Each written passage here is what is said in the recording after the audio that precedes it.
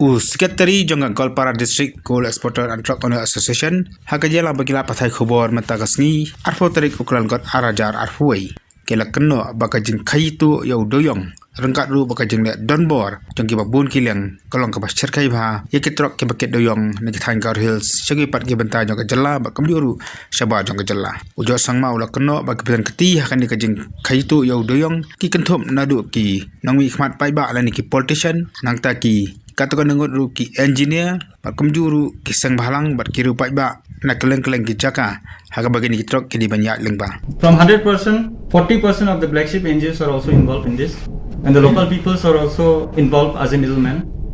and there are political peoples who are using as some middlemen as their invitees, you know. For that reason, there are other NGOs also, if you press also cannot stop them also. So my request is that the state government should take necessary actions against them.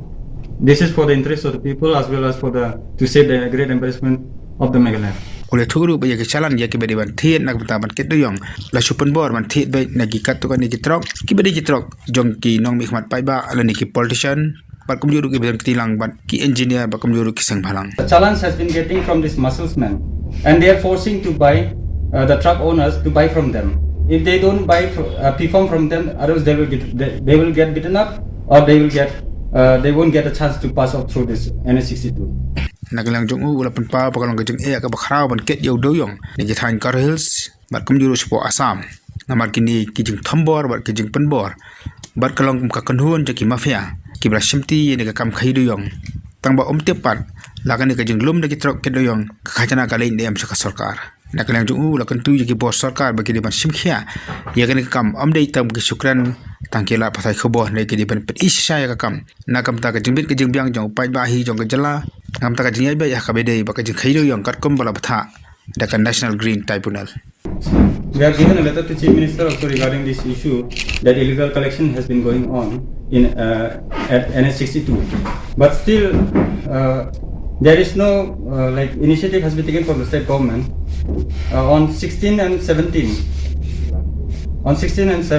Saturday and Sunday, hundreds of trucks or more than 400 trucks has been plied without challan and with challan, because